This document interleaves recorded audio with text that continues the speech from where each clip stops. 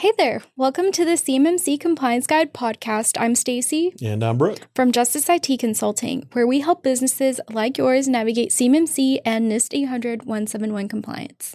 We're hired guns getting companies fast-tracked to compliance, but today we're here to give you all the secrets for free, so if you want to tackle it yourself, you're equipped to do so. Let's dive into today's episode and keep your business on track. Today we're recapping the Cyber AB's June 2026 Town Hall. So Brooke pulled over 5 topics out of that update that every contractor listening needs to hear. So let's start with the one that should scare people a little: enforcement. So starting off with enforcement, Brooke, what came out of the town hall on that front? What came out of that really is that False Claims Act enforcement, the litigations, cases, however, whatever you want to call them, however far down the road they get, they've all been settled as opposed to some of them did go through a court process, but they're settled before final verdict. I don't think there were any that were settled by verdict. So, but anyway, of all those false claims acts, they're continuing to march through those and address those. And I will tell you, most of them are from whistleblowers. The vast majority are from whistleblowers. Not very many are from other arenas, other notices, I guess, or a breach or things like that. So, but the largest majority of those, huge majority, is a whistleblower. So, but we haven't seen any False Claims Act settlements that were for somebody that said they scored 110 and somebody turned them in, or maybe they had something happen or whatever, and they got assessed. DibCat came in, or whoever comes in and assesses them, looks at it and says, you didn't really make 110, you made 107. So, we're gonna take you to court over this. They don't do that. Well, I guess they might do that, but these almost all of these are huge discrepancies. Instead of 110, you've got a minus 163 or whatever it is. They're huge discrepancies. People that said that they were doing everything and basically just checked the boxes. Kirsten Davies is. The Honorable Kirsten Davies is all worried about people checking the boxes, for CMMC and the certification. I hate to tell you this, but the certification part is not checking boxes. That's actually validating it. The checking the boxes part is what people do when they go, yeah, we're good, I promise, and just self-assess and upload their own scores, right? Not everybody. There are a lot of people that do it right. There are a lot of people that have wanted to do it right. A lot of companies that have wanted to do it right from the beginning. We have clients that, have been doing this for a while, and, they want to get this done and they want to do everything right.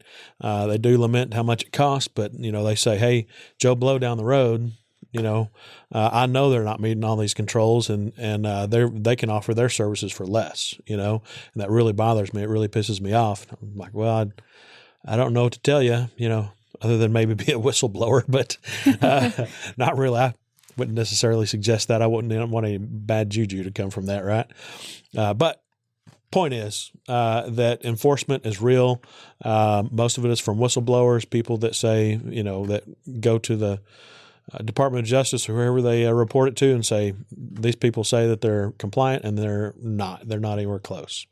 So it looks like there were talks about paper CUI. So if a company only handles hard copy, are they in the clear? Yes. So if they only handle paper CUI, they're in the clear as far as a CMMC Level 2 assessment goes. They still have to protect that paper CUI. It's not like they don't have to protect it. They can't just leave it, open in their truck as they're doing their job, just leave it in there all alone. They can't do that kind of stuff, right?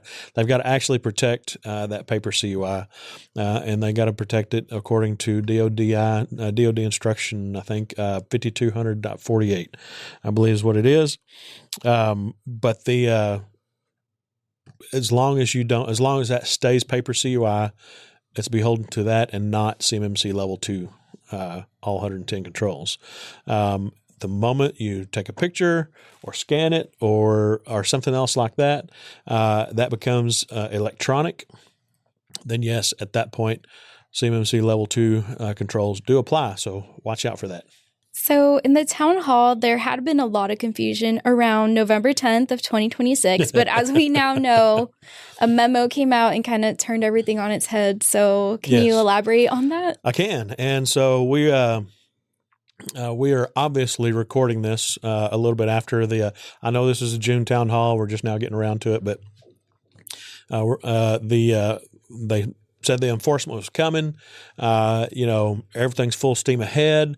And then on the 14th, the July 14th, the Department of War CIO Kirsten Davies announced that, you know what? Just joking. We're going to put this on pause.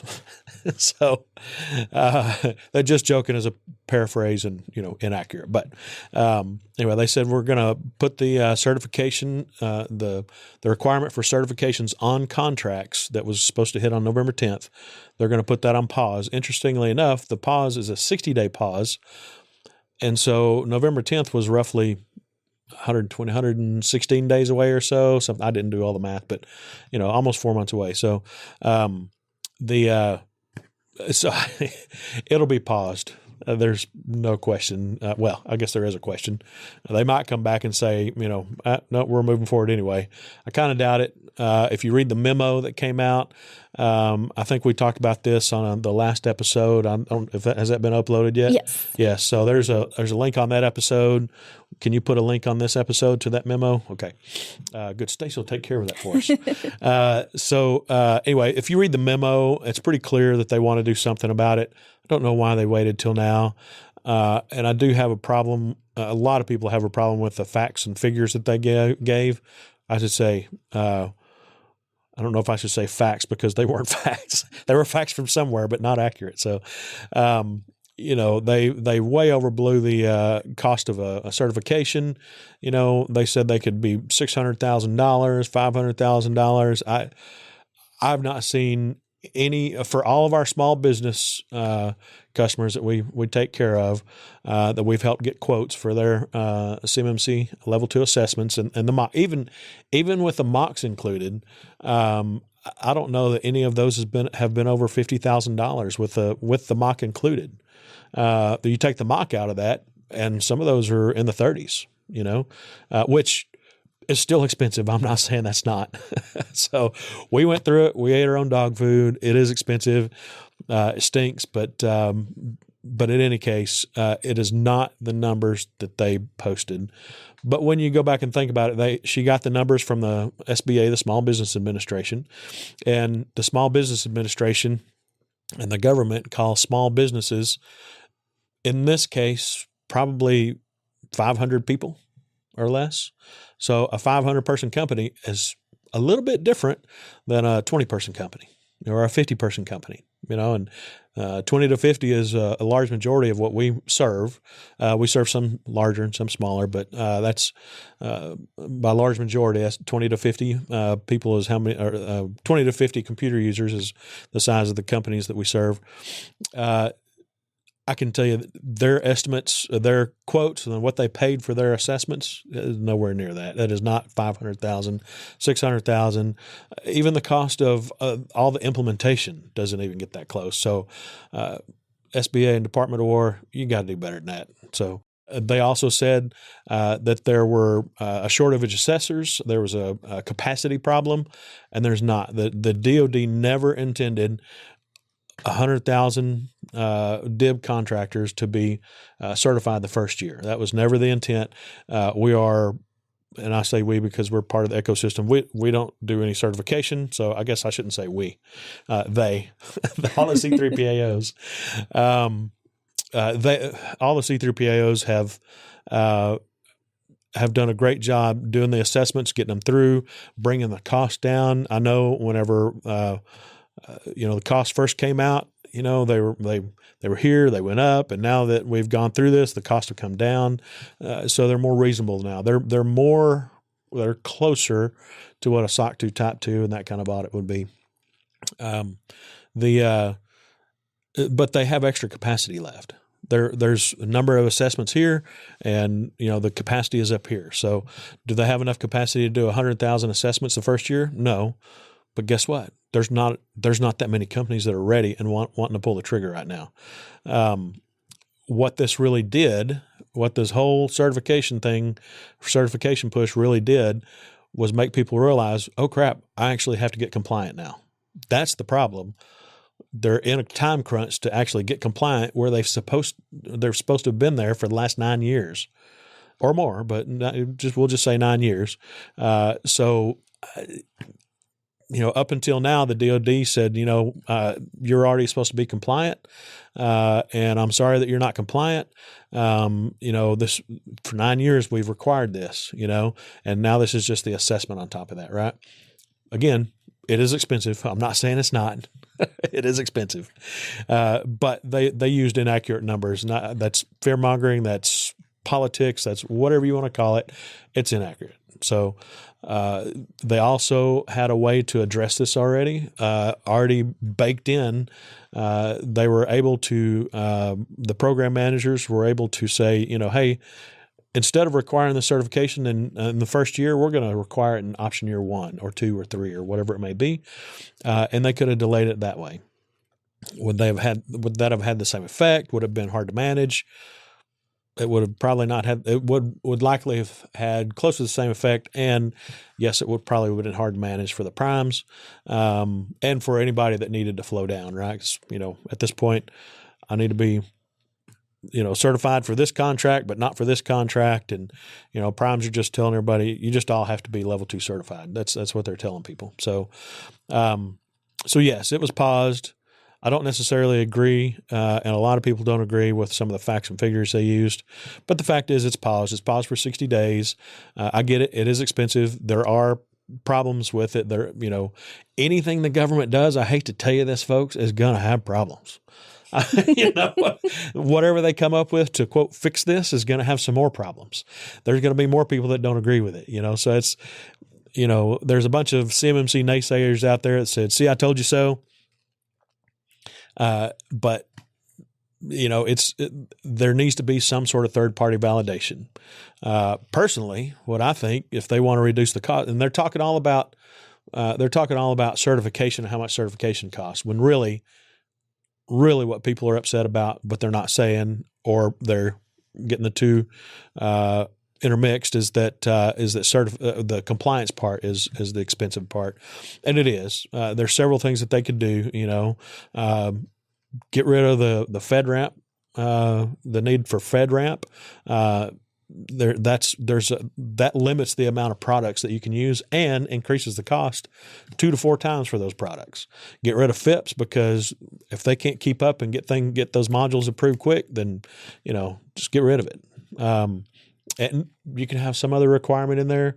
It's got to be FIPS quality or higher. It's got to be FIPS compliant or better. Whatever it is. FIPS does not mean, FIPS validated cryptography does not mean that it's the best encryption out there and it has the best performance. It does not mean that. It just means it's been blessed by the government, and they're not old algorithms, right? So, if you can prove that you've turned off, all of the deprecated algorithms and stuff like that, then you ought to be fine. Everybody wants to be secure. Everybody wants to be. Not everybody wants to do the work, but you can accomplish what FIPS is meant to accomplish without having to go with FIPS validated cryptography. Some of you might argue that there's another caveat to that. We won't even go there, but so that may be what they're getting at. But if you're talking about reducing cost, get rid of the FIPS requirement, get rid of the FedRAMP requirement.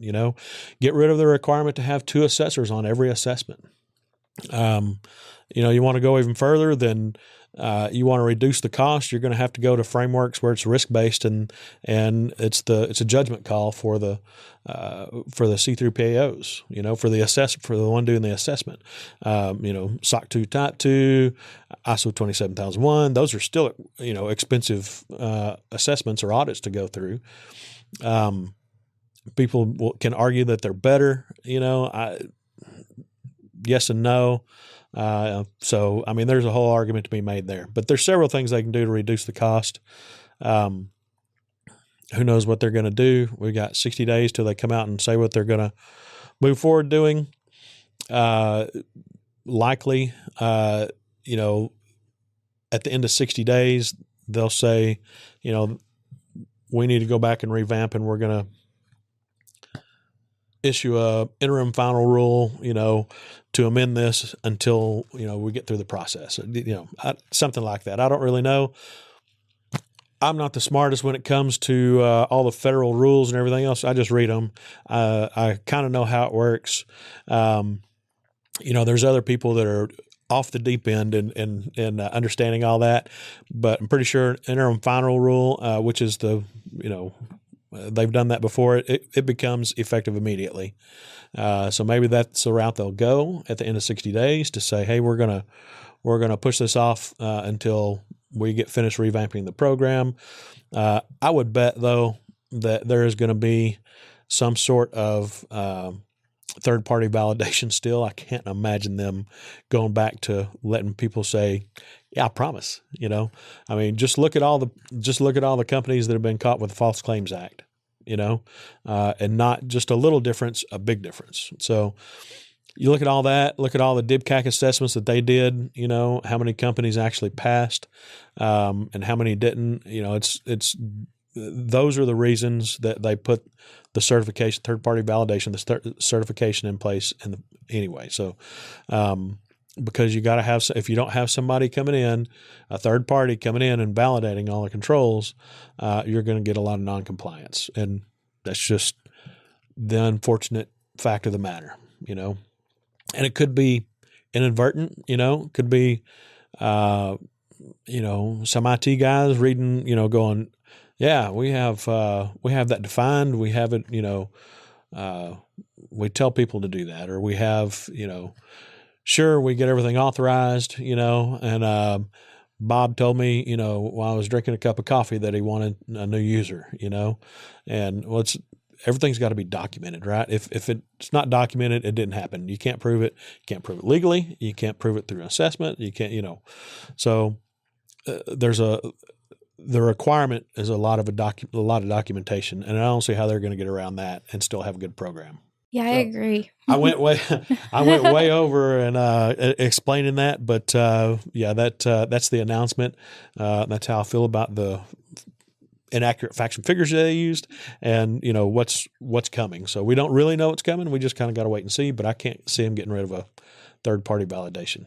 Yeah, we can only hope that after the 60 days, it's for the improvement of the program in a way that, you know, benefits everybody, not just the government, but even the manufacturers we service, like the barrier of entry for cost. Hopefully we get to see that go down for them and really assist with that, because if the problem is really cost, then we can only just hope and pray, I suppose, that they stick to that and really help us out in that way. Because not everyone has government big funds. Right. Not everybody does. The one thing I didn't add that, so I'll keep on talking now, sorry. One thing I didn't add that I should have a second ago is that the one thing Kirsten Davies did say was that Phase 1 is still in effect. DFARS 252.204-7012 is still in effect. You still have to protect CUI. You still have to protect FCI. So none of that has changed. And I would argue that the third-party validation, the certification assessments, gave you some cover, and that's somebody else saying that you had everything implemented correctly. So if something happens, you can say, hey, I had a third party come in and you know, they were trained, they were certified, everything else, and everything was good. So you have that to fall back on. Now you don't have that. Well, if you already were certified like us, then you still have that to fall back on. But you know, at this point, if you're not certified and you don't get certified, then it's your word, your CEO's word, your whoever's in charge of this program there, it's their word that they're doing everything. It's not going to fall on your IT guys. It's not going to fall on the company you had helping you. You are accountable. You have to make sure it's done. So does this put you in a worse place than you were before? No, not at all. Some people say it does, and I kind of get what they're saying, but not really.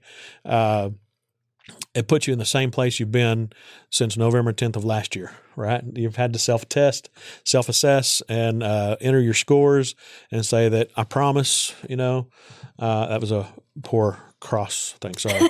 That was, anyways, I promise that we're 110 or 75 or whatever score you put in, right? And now, I believe I haven't entered any scores. We don't enter the scores. Our clients do. So I'm hearing that to enter scores now, they have to be 88 or better, is what I've heard. Don't really know that. There may be some caveat or some new contract or something like that. I don't know what that's for. But anyway, you have to enter your own score. You've had to do that from the get-go. So keep on keeping on. Keep on implementing the program. Keep on managing it. Keep on fulfilling all the documentation. Those are all the things you have to do. This NIST 800-171 and CMMC were written for ongoing management. They were not written for a one picture and you're done, right? So yes, the assessment is a picture in time. They were assessed at this period, but you're supposed to be able to prove that at any point. And so you should have all that evidence hopefully uploaded to your GRC tool, saved on a file share, whatever it may be. But this is built for ongoing management. They said you do have to do it. If you've got an assessment on the books, I would keep that assessment scheduled. Go ahead and go through it. There's every likelihood that certification is still going to mean something after all this is over. I would seriously doubt, like I said, that there's not going to be any third-party validation. So that certification will mean something. If you don't have an assessment scheduled, then yeah, it may be right to go ahead and maybe a good business call to just tap the brakes and wait to see in another, whatever it is, 50 days or whatever from now, what happens. But keep on keeping on, keep on managing it, keep on working towards full compliance. You got a little bit of a breathing room. Who knows how long it'll actually be, but you've got a little bit of breathing room to make sure that you are fully compliant. On the topic of assessments, it seems like in the town hall there was some talk about choosing the right C3PAO for you. Now, with the pause for the 60 days, like you mentioned earlier, you may want to kind of wait before scheduling out your assessment. But it's still good to know these tips on who to choose, what type of pricing, or, just general tips on choosing the right C3PAO for your business. Absolutely. We've talked to a whole lot of C3PAOs, and we have a few that we work with, and that we ourselves trust and know. If you don't have somebody to help you find them, then do your homework, talk to a bunch, have a list of questions.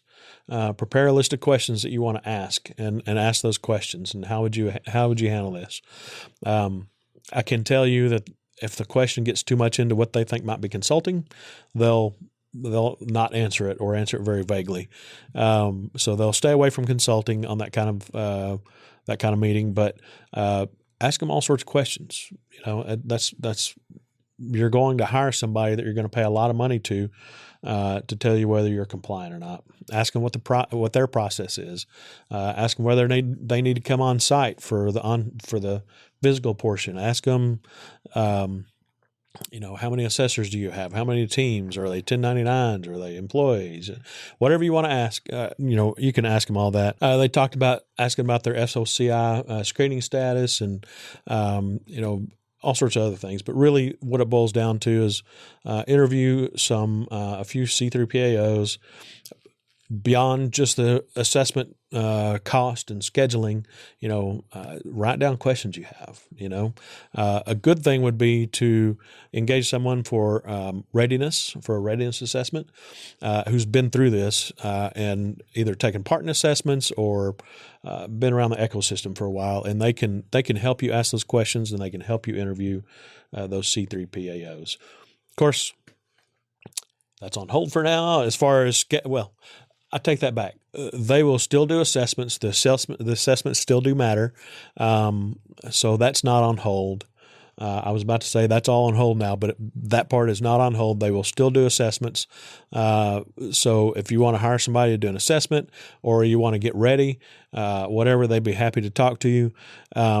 Again, what's on hold is just the certification requirement on contracts. It's not necessarily going to be, it's on a 60-day pause, which is before November 10th. But that requirement, certification requirement on contracts, is on pause for right now. 60-day pause, which ends before November 10th. But, make your call. All right, so it seems like there was some FAR CUI rule updates. What changed and why does it matter? Sorry, I got to refer to my notes here to remember what I wrote.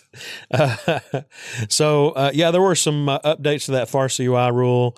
One of them that people like me were kind of, I was going to say worried about. I don't know if I was worried more than perturbed about it. There was an 8-hour reporting requirement, and I was like, sometimes you can't even get everything figured, enough figured out to report in 8 hours, depending on what it is, it's 72 hours. It matches what you're supposed to do for CMMC at this point anyway. The other thing that they struck was the potential CUI thing. They, I think you had to report potentially mislabeled or unlabeled CUI within 8 hours, and they've struck that. So that's good because that's a big burden on folks that, I can tell you right now, you'd be reporting things all day, every day. There is a lot of stuff that's not labeled. There's also a lot of stuff that's over labeled. So, but I would say in our experience, what we've seen is far more in the direction that, and we don't get the CUI, but from what we talk to and our clients tell us, it's by far it's no labeling on the CUI is what they see. And it looks like public comments are open till July 23rd, which may or may not be after you see this town hall update. But anyway, so it's coming up. That FAR CUI rule, that's all coming out. I have no doubt that probably played some role in I say I have no doubt. I do have doubt, I guess, but this probably played some role somewhere in the pause for CMMC Level 2 certifications on contracts. So it makes sense. You want to align the two programs. One is based on NIST 800-171 Rev 3, and one's based on Rev 2. So, whether they do something with that or not, I don't really know, but we'll see. So, wrapping today's episode up, if our lovely listeners remember only one thing from this town hall recap, what should it be? Accuracy, documentation, keep on keeping on. This is, you still have to protect CUI. Part of the town hall was that it's actually going into effect on November 10th, which, now phase 2. Now phase 2 is not going into effect, but they made abundantly clear that you still have to protect FCI, CUI, DFAR 7012 is still in place. CMMC is still in place. NIST 800-171, R2 is still the guiding document. So, did I say R2? I said, if I didn't say R2, I meant R2 for the NIST 800-171. So all that is still in place. You still have to protect everything. You're still liable, still responsible, still contractually obligated to be compliant. So, like I said a minute ago, just keep on keeping on, keep on moving towards being fully compliant. This doesn't mean that you can drag it out for another year. I wouldn't want to get caught not having everything implemented, especially if I reported a good SPRS score. But the other thing is you want to be able to report that good SPRS score. If you've already been certified, kudos to you. Kudos to us because we got certified. So the joke around his office is, doesn't matter now. But, and I'm just joking. That does matter now. It is a joke around the office, not true. But those certifications do matter. If you're a prime looking for somebody to do a contract for a contract, then you've got somebody that's been assessed and somebody that hasn't. They both report 110. Both of them are fully capable. Which one are you going to choose? There are some primes that have been on LinkedIn talking about, choosing capable partners and choosing ones that are certified, and how you look at them and all that kind of fun stuff. So you just want to put yourself in the best position possible to be able to do that, to be able to be the one they choose, I guess. That's what I'm saying. All right. If you have any questions about what we covered, reach out to us. We're here to help fast track your compliance journey. Text, email, or call in your questions and we'll answer them for free here on the podcast. You can find our contact info at cmmccomplianceguide.com. Stay tuned for our next episode. Until then, stay compliant, stay secure, and make sure to subscribe.